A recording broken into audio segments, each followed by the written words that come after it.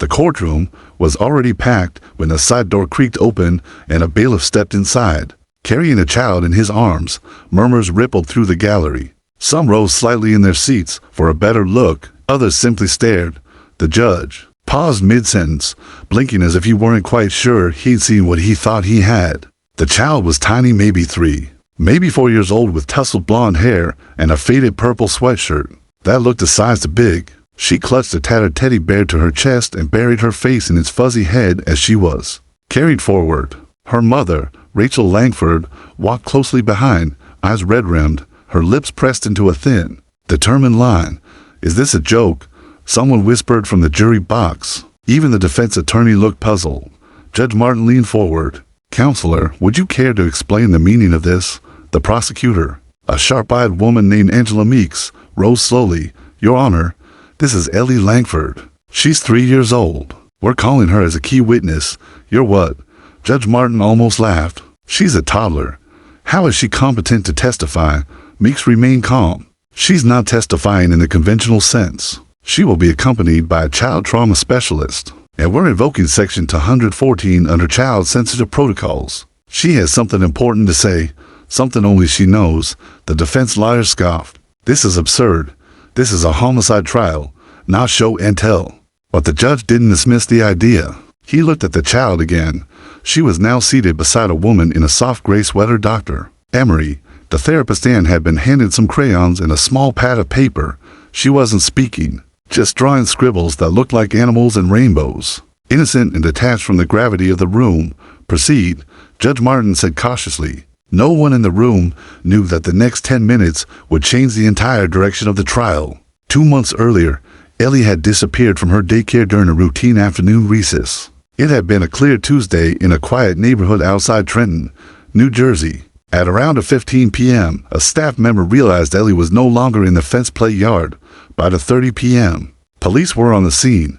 By 3 o'clock, the search had begun in earnest. Rachel remembered every excruciating second. She had arrived at the daycare to find police cruisers, news vans, and crime scene tape. For 2 days, no one knew where Ellie was. No demands, no suspects, nothing, just silence, until, seemingly out of nowhere, Ellie had reappeared. A clerk at a remote gas station off Route 5 had found her wandering barefoot and disoriented. She hadn't said a single word, just stared at the floor, clutching the same teddy bear now in her lap. Officer Hank Rowley and his K-9 partner Max had been part of the original search. A decorated handler with multiple commendations, Hank was something of a local hero. He had claimed credit for tracking Ellie's scent up to a ravine before the trail went cold. He'd spoken to reporters with grim resolve. "We did our best. Max is the best damn tracker I know." He had also been the one who responded to the gas station when Ellie was found. He claimed to be nearby on routine patrol.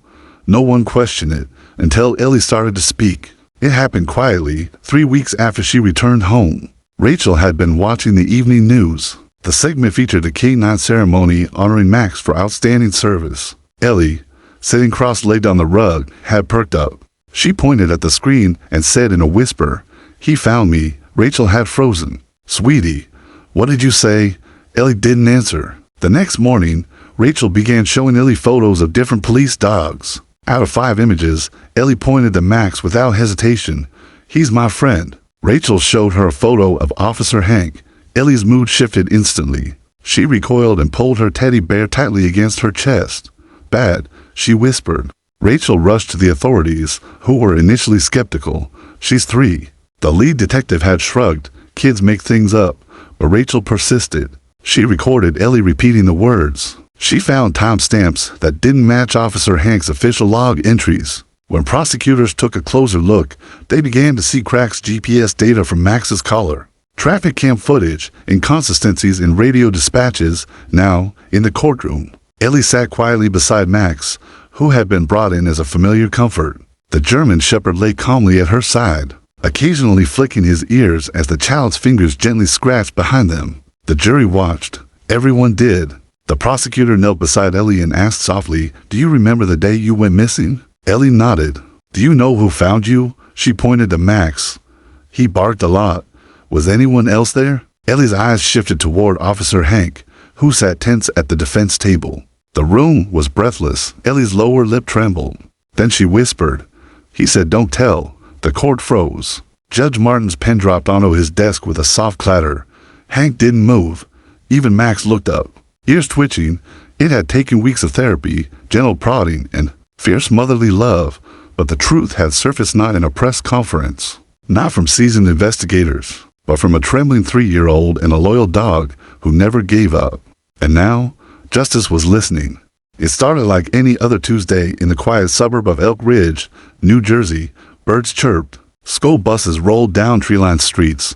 Parents rushed through routines. Packing lunches and tying shoelaces, Rachel Langford was running late for work, fumbling with her coffee as she buckled Ellie into her car seat. "Be good, okay?" she said, pressing a kiss to Ellie's forehead as they pulled up to Sunshine Meadows Daycare. Ellie nodded solemnly, clutching her teddy bear Mr. Buttons as Rachel handed her off to Miss Clara, the morning assistant. Nothing seemed off. Nothing at all. By the p.m., the tranquility shattered. The first call came to Rachel while she was in a meeting. She ignored it. Then another, and another. The final voicemail chilled her to the core. "Rachel, it's Clara from the daycare. Ellie is missing. Please come right away." Missing? Rachel's brain couldn't process it. She thought she misheard. A prank. A mistake. She raced down the highway, barely remembering how she got there. When she arrived, the daycare was surrounded by police cruisers. Officers were inside and out, searching the grounds, talking to teachers, taking statements. "What do you mean missing?" Rachel demanded, her voice shaking as she cornered one of the officers. "She was outside during recess," the officer said. "There were 6 kids in the play area. One of the aides turned to help another child with their shoes. When she looked up, Ellie was gone. But the yard is fenced." "Yes, ma'am. But we found the back gate open." Rachel staggered back, clutching her chest. She'd always feared something like this, something sudden and inexplicable. But Ellie was so careful, so shy. She'd never wander off. Not alone. Within the hour, the New Jersey State Police joined the search. Drones hovered above treetops. Volunteers formed human chains to sweep the woods. Local news vans arrived. Everyone was looking for a small blonde girl in a purple sweatshirt with pink stars on it, last seen holding a teddy bear and skipping around the slide set. But the minutes ticked into hours, and hours into the darkest night of Rachel's life. That night, the K-9 unit was deployed. Officer Hank Rowley arrived just after sunset. He was tall, well-groomed, and wore his reputation like a badge. His partner, Max, a large sable German shepherd, was already eager to work, barking at the leash. Hank knelt beside Rachel. "I promise you," he said, locking eyes with her, "we'll bring her back." Max sniffed a jacket Ellie had worn the day before. His ears twitched, and without hesitation, he took off, pulling Hank into the woods. Behind the daycare, officers followed. A drone captured the group as they disappeared into the trees for 12 hours. They tracked through mud and brush. Max stopped at a creek, sniffed again, then barked once, loud and insistent.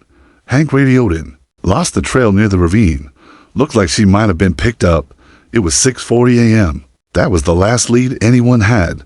The following day was agony. Rachel sat at home surrounded by people, friends, neighbors, officers, but felt completely alone. She clutched Ellie's favorite socks and stared out the window, whispering, "Come home, baby." Then came the break. A gas station clerk near Route 5 called police about a little girl standing barefoot near the vending machines. "She won't talk," he said. "She's just standing there." It was Ellie. Rachel's knees buckled when the call came in. She rushed to the hospital. Arriving as EMTs gently carried her daughter into the emergency room, Ellie didn't cry. She didn't talk. Her eyes were distant, hollow. Rachel dropped to her knees beside the stretcher, clutching her hand. "Mommy's here, sweetheart. Mommy's right here." Ellie blinked, as if waking from a dream, and slowly reached out to touch Rachel's face. That moment made the evening news, but the relief was short-lived. The police released a public statement. The child was located. She is safe and unharmed. Further details pending investigation. What they didn't say was that Ellie hadn't spoken a word. No details.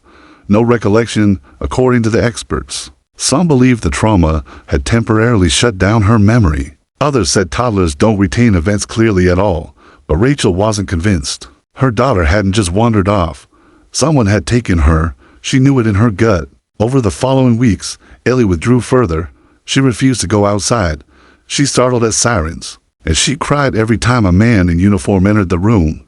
Doctors prescribed play therapy. Detectives, meanwhile, cleared all leads. There was no surveillance at the daycare fence, no clear tire tracks in the woods. Hank's report had been filed. His statements were clear. He tried everything. The trail simply went cold. Still, something gnawed at Rachel. Hank's words, "will bring her back," had felt off, not reassuring, almost rehearsed. Her instinct screamed, but she was alone with them until Ellie saw Max on TV. One night, Rachel had left the TV on while making dinner. A local reporter praised Max for his bravery, displaying a video of the K-9 receiving an award at City Hall. Ellie froze, then pointed. "He found me," she said. Rachel turned, heart racing. "What did you say?" Ellie didn't answer, but she stared at Max on the screen. Then she whispered again.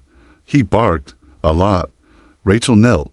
"Was he with someone?" Ellie nodded, slowly. "Who?" Ellie's face fell. "The bad man." Rachel's blood ran cold. She stood up and grabbed her phone.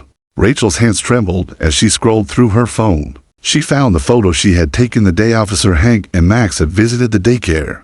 During a community safety event just 2 weeks before Ellie's disappearance. In the photo, Ellie stood beside Max, grinning, her arms around the dog's neck. Officer Hank crouched next to them, smiling proudly. Rachel held the phone in front of Ellie. "Do you know this dog?" she asked gently.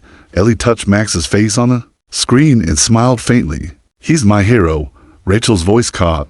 "Do you know the man next to him?" Ellie's fingers recoiled from the screen. Her expression hardened. "No," she whispered. "He said don't tell." Rachel stared. Her breath hitched. "Ellie, was this the man who took you?" Ellie nodded once, solemnly. Rachel sat in stunned silence. For the past 3 weeks, she clung to theories.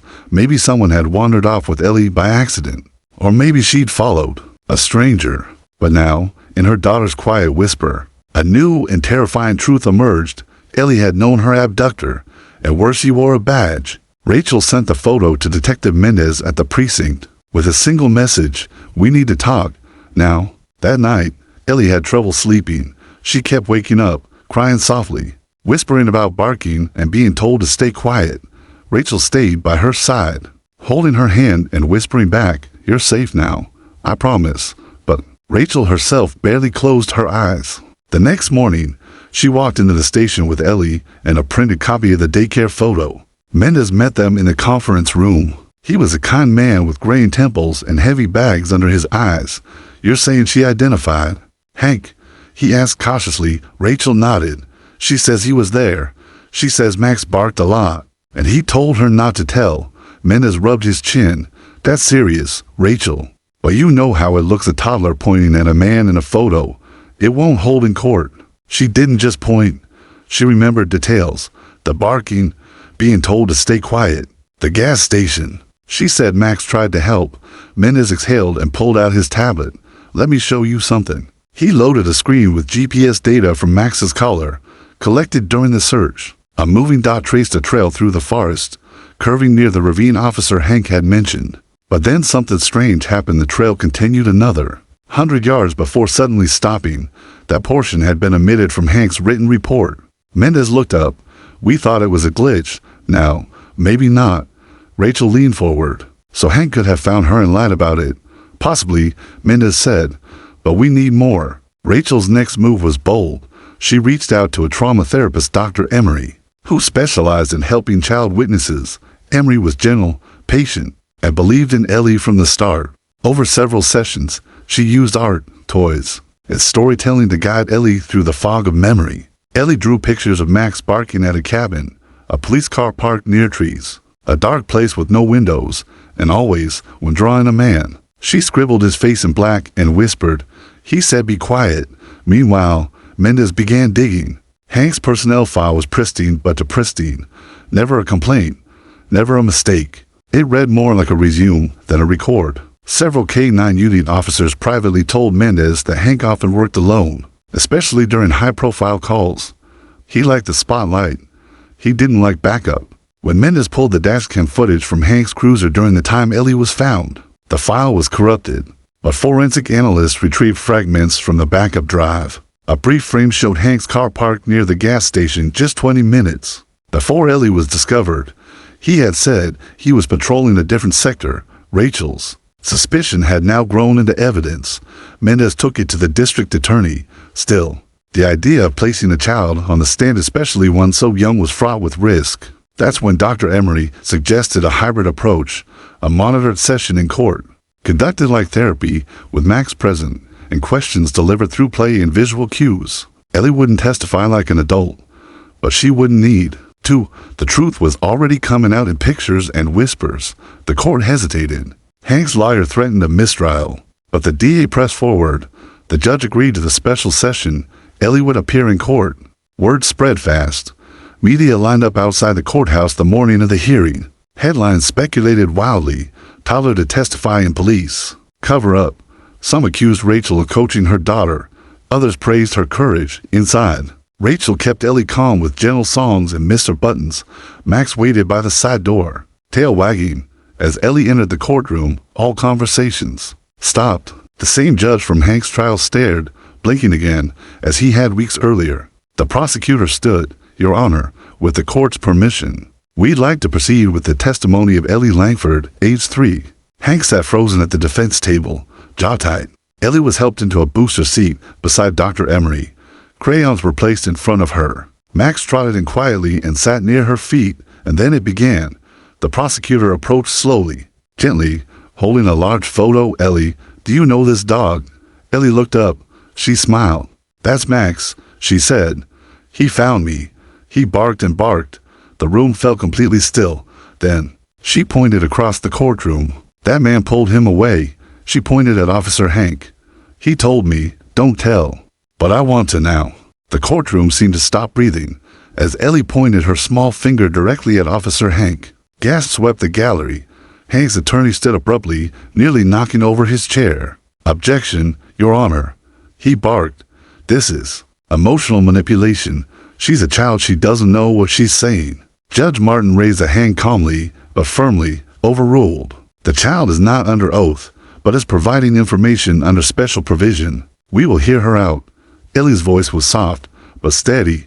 He said I had to stay in the dark. He said Max was loud. He got mad at him. Hank stared forward, unmoving. The muscles in his jaw twitched. Rachel sat frozen on the bench, tears welling in her eyes, watching her daughter tell a truth no one believed she could. The prosecutor turned back to Ellie. Sweetheart, where were you when Max barked? In the woodhouse, she said. It was small, no windows. It smelled like oil, and Max was outside. I heard him. Judge Martin leaned forward, scribbling something onto his pad. The prosecutor nodded slowly, then stepped aside.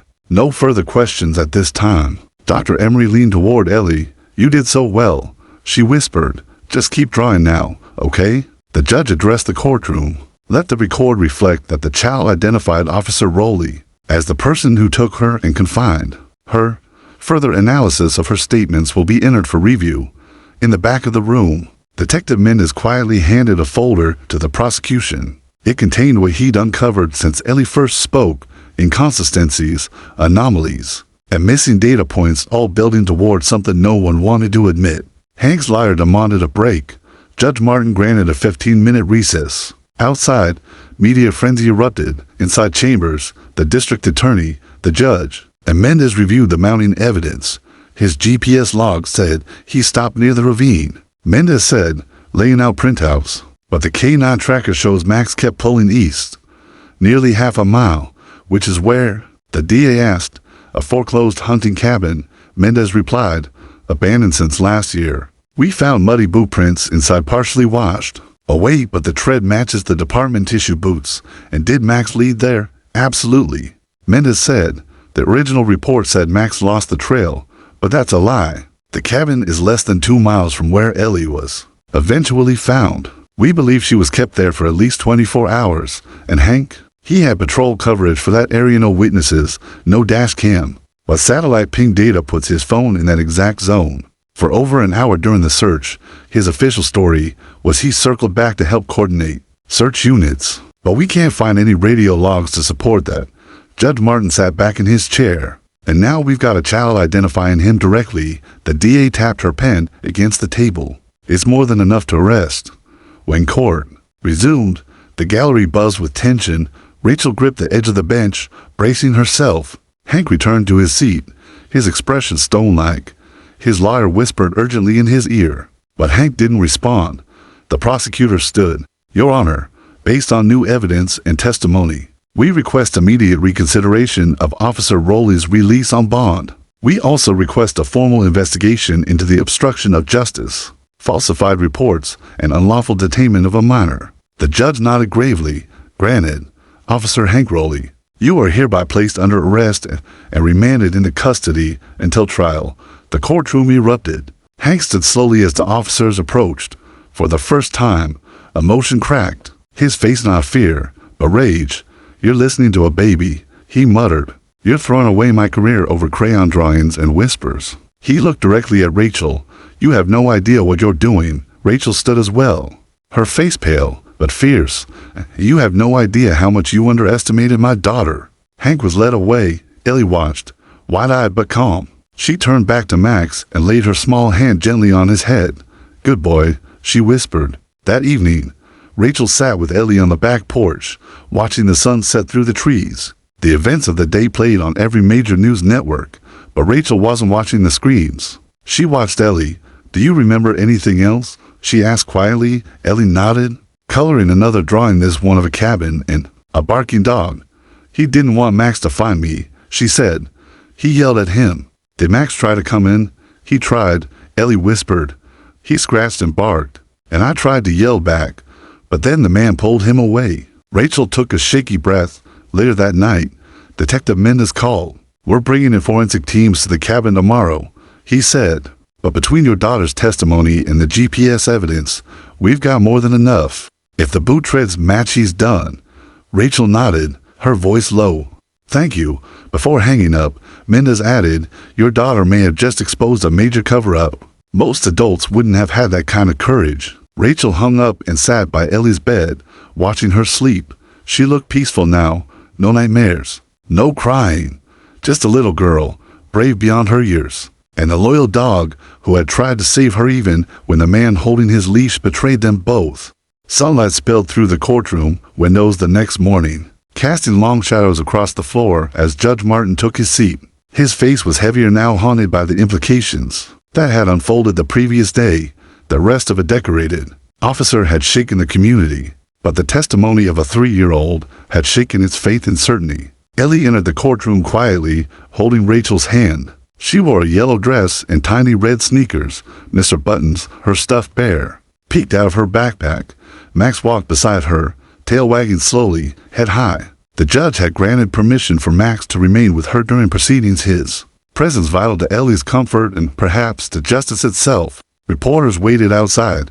The press had now dubbed it the Whisper Trial. Inside, there was no noise, only the quiet creak of benches as spectators leaned forward. Everyone wanted to see the little girl who pointed at a police officer and changed everything. The child witness protocol remained in place. Dr. Emery sat beside Ellie again, gently reminding her it was okay to speak, okay to draw. The crayons and notepad were placed before her, along with a small glass of water. The prosecutor began gently. Ellie, I want to ask you some more questions about the day you got lost. Is that okay? Ellie nodded. Can you tell us about this? The prosecutor showed a photo of a dark cabin in the woods, the same one Mendez's team had scouted. Ellie looked at the picture. That's where he put me. The house with the smell. Did you try to leave? She shook her head. He locked the door. He said I had to be quiet. Max shifted beside her, sensing her unease. And did Max come to find you? Ellie smiled faintly. Yes. He barked a lot. He was close. What did the man do when Max barked? Ellie glanced across the room, her eyes locked with Hank's. Then she looked at the prosecutor. He pulled Max away and made him stop. He said not to bark. The prosecutor took a breath, then asked, was it this man? She pointed directly at Hank. The room held its breath. Yes, Ellie said, that man. Hank's lawyer stood up immediately. Objection, this is unreliable and inflammatory. This is not a traditional identification. The judge held up a hand. Counselor, I've allowed this under verified protocols and with appropriate safeguards. Objection is overruled. The prosecutor nodded. Thank you, Your Honor. No further questions. She returned to her seat, leaving a charged silence in her wake. Then it was the defense attorney's turn. He approached slowly, carefully. Ellie, do you remember what day it was when you got lost? She shook her head. Do you remember what color the man's car was? No. Do you remember what he was wearing? Ellie paused. Dark clothes, like the police. The lawyer turned to the judge. Your Honor, we have no confirmation that the defendant was the only officer wearing dark clothing. This is vague. Continue, Judge Martin said. The lawyer looked back at Ellie. Did the man have a name? Ellie hesitated, looking confused. He didn't say a name, she whispered. He just said, don't tell. The lawyer leaned back. I have no further questions. It was clear he'd hoped to rattle her, to make her confused or contradict herself. But her answers remained consistent even in the face of cross-examination. The session ended with Judge Martin calling for a recess. Outside, reporters scrambled for updates. Inside, legal teams conferred in hushed tones. In the hallway, Rachel sat on a bench with Ellie asleep in her lap. Dr. Emery stood nearby, hands folded. She's done everything we could have hoped for, Emery said. Even under pressure, she stayed steady. Most adults wouldn't have. Rachel brushed Ellie's hair from her forehead. She remembers more than anyone thought, and she's braver than I'll ever be. That same morning, back at the station, forensics teams began combing through the abandoned cabin. What they found confirmed Ellie's account. Strands of blonde hair beneath a dusty mattress. Pieces of candy wrappers, a pink plastic hair clip Rachel later identified as Ellie's. In the corner, they discovered scratch marks on the wood near the door, claw marks from a large dog. It was Max. He'd been there. The lead forensic analyst submitted a supplemental report to the DA within hours. Everything aligned with Ellie's story: the smells, the scratches, the objects. There were even faint partial boot prints near the cabin door. Tread patterns matched those issued to patrol officers. The DA wasted no time. They amended the charges against Hank: obstruction of justice, falsifying evidence, unlawful detainment of a minor, and now kidnapping. When court resumed that afternoon, the weight of the new charges was visible in the courtroom atmosphere. Hank sat motionless as the DA read them aloud. He showed no emotion. Rachel, meanwhile, sat holding Ellie's hand. Max rested quietly. At their feet, the living symbol of loyalty and truth. As the judge reviewed the new evidence, he said quietly, we have the testimony of a child. We have corroborating forensic data. And we have motive. It's enough to proceed to trial. He banged his gavel. Court is adjourned for today. But everyone in that room knew it was far from over. As Rachel carried Ellie out of the building, a reporter leaned forward and asked, do you think your daughter understands how important her words were today? Rachel paused at the top of the courthouse steps. She doesn't know yet, she said, but someday she will. She looked down at Max, and so will everyone else. The next morning, the courthouse was surrounded by even more cameras. Local news had gone national. Headlines called it the trial of the smallest witness. Commentators debated the credibility of a toddler's memory versus the integrity of a decorated officer. Most agreed it wasn't just about Ellie anymore. It was about how justice listened or didn't listen to the smallest, quietest voices. Inside, a storm was brewing. District Attorney Janelle Hart walked confidently into the courtroom, carrying a brown evidence folder. She approached the bench just before session and quietly handed it to Judge Martin. He opened it, flipped through the documents, and raised an eyebrow. Then he nodded solemnly. When court convened, Hart stood.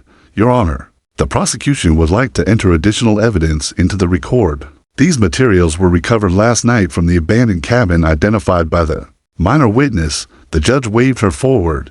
She placed a Ziploc bag on the evidence table. Inside was a child's plastic bracelet, a candy wrapper, and several photos taken by forensic claw marks on the door, a muddy paw print, and a crumpled blanket that Rachel identified in sworn affidavit as Ellie's. There was also a pair of partial boot prints with unique tread wear that matched. Officer Hanks issued patrol boots and exact match confirmed by the department's own inventory team. Gasps echoed across the gallery. Judge Martin looked toward Hank. The officer sat stone-faced, arms crossed, his lawyer whispering furiously. Beside him, still, no expression, Rachel sat near the front, gripping Ellie's hand. Max was curled beneath their bench, calm, as if he somehow understood the weight of what was happening. The prosecutor continued, with the court's permission. We will also present new video evidence from traffic cams, revealing a patrol vehicle parked 300 yards from the gas station at the time. Ellie was discovered matching the window in which Hank reported to be searching elsewhere. She paused. The vehicle's number was obscured. By using reflection technology from an independent lab, we've enhanced the footage. It shows his badge number. She clicked a remote. On the screen behind her, the pause footage zoomed. And on a blurred cruiser, a glint of numbers appeared in the sun's reflection. Then a clearer, enhanced image confirmed it. Badge for 817. Officer Hank. The courtroom broke into murmurs. One juror shook their head in disbelief. Another leaned forward with arms crossed, frowning. Hank's attorney stood abruptly. Objection. This evidence was gathered without time for proper defense review. The judge responded sternly. Counselor, you'll be granted time for rebuttal, but the court cannot ignore evidence legally obtained and verified by two independent analysts. The defense had no choice but to sit down. Their narrative was unraveling. Then the judge turned to Hank. I'll remind the defendant, you are still under oath, and anything further said here may be held as new testimony. Hank didn't reply. Instead, something in him cracked. For the first time during the entire proceeding, his eyes wavered. He looked at Max, once his loyal partner, now lying at the feet of the child. He had tried to keep silent. It was surreal. The dog had been the bridge between truth and justice. A living link to the crime Hank thought he could bury. D.A. Hart asked the court to proceed with calling Dr. Andrew Kerr, the department's K-9 behavioral specialist. Kerr took the stand and was sworn in. A man in his late 40s with weathered eyes and a crisp gray suit. Kerr had trained dozens of dogs over the years, including Max. Tell us what you observed when Max reunited with the child, Hart asked. Kerr nodded. When Max saw Ellie, his body language immediately shifted to a protective standstill, high, ears alert, and posture forward. He placed himself between the child and Officer Hank. That's a learned behavior, not just loyalty. It's defensive protection. Based on negative association, in your opinion, did Max believe Ellie was in danger from Hank? Yes, Kerr said. There's no doubt. And Max had never exhibited fear or aggression around Hank before the incident. Never.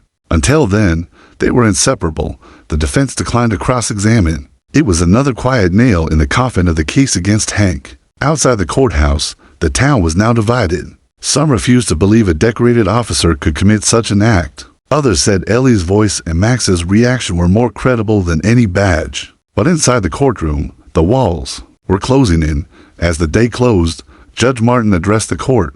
Based on the overwhelming evidence, including forensic data, testimony from trained specialists, and credible child witness statements, the court finds probable cause to proceed to full trial on all amended charges. Then he added something unexpected. Furthermore, I will be recommending to the State Judicial Council that guidelines be expanded for allowing child witnesses under appropriate support conditions. This case has shown us that justice does not always speak in adult voices. He banged his gavel. Ellie, unaware of the impact her few words had made, reached down to scratch Max behind the ear. He leaned into her hand and licked her fingers. Rachel closed her eyes, letting out the breath she'd held all day. Outside, reporters shouted questions as she exited the building, holding Ellie in one arm, Mr. Buttons in the other. Did you expect this kind of outcome? Will you testify at the full trial?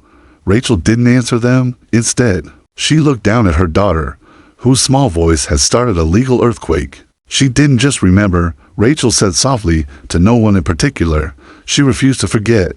The full trial began 2 weeks later. Every seat in the courtroom was filled. Reporters camped outside, cameras rolling 24/7.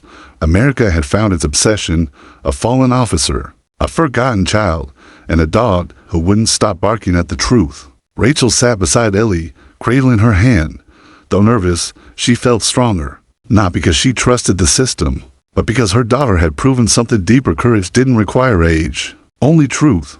On the first day of the trial, the prosecution opened with a timeline that painted a stark contrast between Officer Hank's official report and what actually happened. They presented radio logs, GPS data, and enhanced surveillance video. The jury saw it all: Hank circling an abandoned hunting cabin. During the critical hours, Ellie went missing. They saw the paused dash cam footage from nearby patrols, which proved he wasn't where he claimed. They saw Max's behavior captured on a police drone, straining toward a specific tree line, barking, resisting Hank's leash. Next came forensic testimony. The prints in the cabin matched Hank's tread pattern. Soil from the cabin matched. Samples found in Hank's cruiser soil with rare chemical traces linked to an old gas heater left in the cabin. But the most powerful testimony came from a surprising source, Officer Carla Hayes, Hank's former partner. When she took the stand, the courtroom held its breath. Carla, a no-nonsense woman in her early 40s, looked directly at Hank as she swore in. Then she looked at the jury. Hank and I served together for 5 years, she said, but something changed over the past year. He'd get frustrated easily, especially with K-9 units. The prosecutor leaned in. Why? He didn't trust the dogs anymore, said they complicated scenes, slowed down investigations, especially Max. Did he ever threaten to harm Max? Carla hesitated, then nodded. Once, during a private argument, he said Max brought too much heat on a prior case, that he should have been replaced. Was this before or after Ellie's disappearance? 2 months before. In the gallery, Rachel inhaled sharply. Carla continued, after Ellie was found, I asked Hank directly if he'd seen anything suspicious. He said, let it go. The kid's back. That's all that matters. Something about how he said it. It never sat right with me. When asked why she didn't come forward earlier, Carla looked down. I was scared. He was respected. I wasn't. But now, that child deserves better than silence. The courtroom fell silent.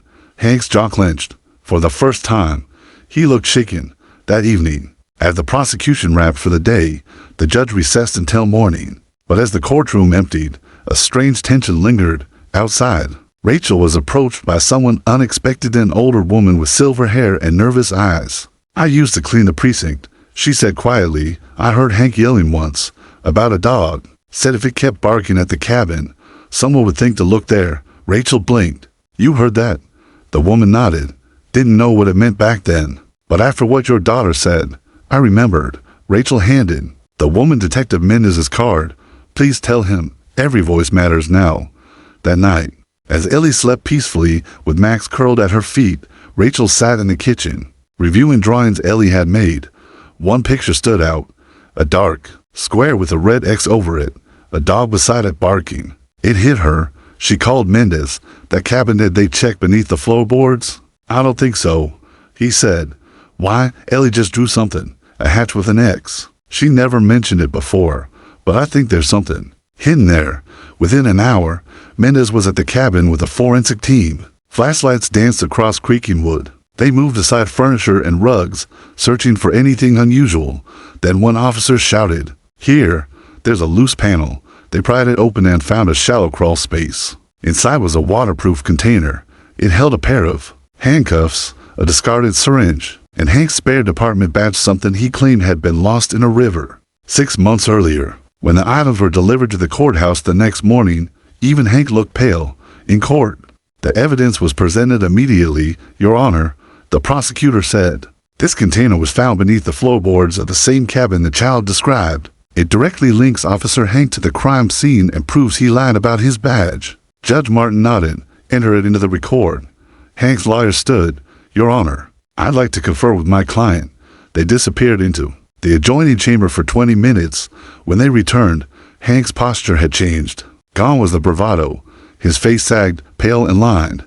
He stood slowly, his voice rough. Your Honor, I request to change my plea. The courtroom froze.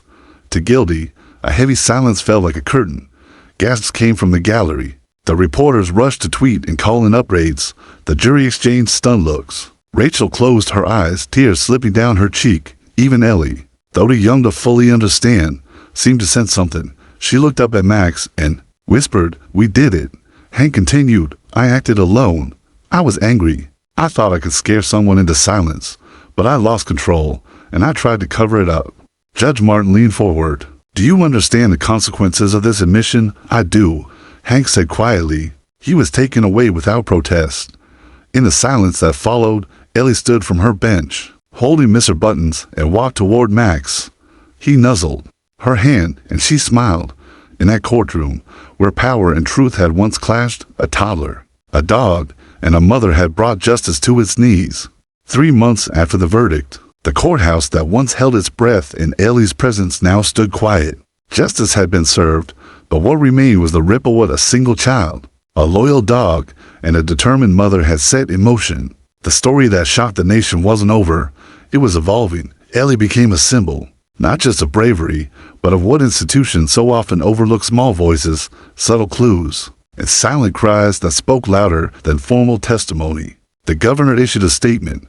In honor of Ellie and K9 Max, we will review all missing child protocols statewide. Public reaction was overwhelming. Donations poured into child advocacy centers and K9 units across the country. Artists set portraits of Max and Ellie. Toy companies offered to sponsor plush replicas of Max, with proceeds going to child trauma recovery programs. Rachel, still adjusting to life beyond the courtroom, remained protective of Ellie's privacy. She declined interviews, but agreed to a feature with a trauma recovery magazine. Under the condition they focus on healing, not trauma. I don't want Ellie remembered as a victim, she told them. She was a hero. She's a hero. Meanwhile, Max officially retired from active duty after years of service. It was decided he would live with Rachel and Ellie full-time. The department believed it was the most fitting reward and the best healing path for both of them. Max adapted instantly. He curled beside Ellie during naps, waited outside her room during bath time, and barked gently whenever she seemed anxious. He had become more than a protector, he was family. One morning, Ellie pointed to the backyard and said, "Max likes the wind." Rachel looked outside. Max stood with his nose tilted skyward, eyes closed. She smiled. That dog had chased darkness, and now he finally found peace. But beyond their home, something deeper was happening. Detective Mendez, inspired by Ellie's resilience, proposed a new task force within the precinct, one that focused on child-led tips and trauma-informed investigations. He named it Project Echo, for the way a child's voice could echo louder than expected if only someone listened. The truth doesn't always come wrapped in big words. Mendez explained, sometimes it's a crayon drawing, a whisper, or a gesture. We need to be better at hearing it. Project Echo trained officers in early childhood behavior, partnered with therapists, and used child-friendly interview models. Ellie's case was used as training material, not the trauma, but the triumph. National outlets picked up the story. Time magazine ran the cover, "The Girl Who Made a Courtroom Freeze." And under that, "Why the Smallest Witness May Be the Most Powerful." The article didn't glorify the crime. It celebrated the victory of truth. It showed Rachel's steadfast love, Max's unwavering loyalty, Ellie's quiet courage. Soon, Rachel received an invitation from the White House. The First Lady, a former teacher, wanted to meet Ellie. She also proposed a new initiative, K9 Companions for Recovery, pairing retired service dogs with children overcoming trauma. Ellie and Rachel flew to Washington. At the ceremony, Ellie wore a small blue dress and clutched Mr. Buttons tightly. Max wore a medal on his collar and barked once during the applause. The First Lady knelt beside Ellie and said, "You're very brave." Ellie looked up, smiled, and replied softly, "Max is brave, too." By the time they returned home, life felt calmer. Normal routines resumed. Ellie started preschool again in a new district where few knew her story. She played, laughed, and even led story time once a week. Rachel watched her closely, always checking for signs of unease, but instead, she found something unexpected: confidence. One day, Ellie came home with a finger painting. It showed a house, a son, a girl, and a dog. Underneath, she'd written with the teacher's help, "This is me, and this is Max. We are happy now." Rachel wept. Later that year, on the anniversary of the trial, the town held a small community event. There was no ceremony, just a gathering in the park with food trucks, therapy dogs, music, and bubbles for kids. Rachel and Ellie attended quietly. At the far end of the park, a bronze plaque stood beneath a shaded tree in honor of Ellie, the little girl who reminded us that truth has no age, and Max, the dog who followed his nose and found justice. Ellie pointed at the plaque. "That's us?" Rachel nodded. "That's you." Then Ellie, without prompting, walked up to the plaque, patted the dog engraving, and said, "Thank you." No cameras, no reporters, just a moment between a girl and the world that had finally listened. As the sun set behind them, Max chased Bubbles through the grass. Ellie giggled, her laughter drifting through the evening air. The town had healed. Not perfectly but honestly, and in a world so often filled with noise, lies, and complexity. The truth of one child spoken softly, courageously had cut through it all. Because she was only 3, but when she pointed and spoke, the whole world stopped and listened.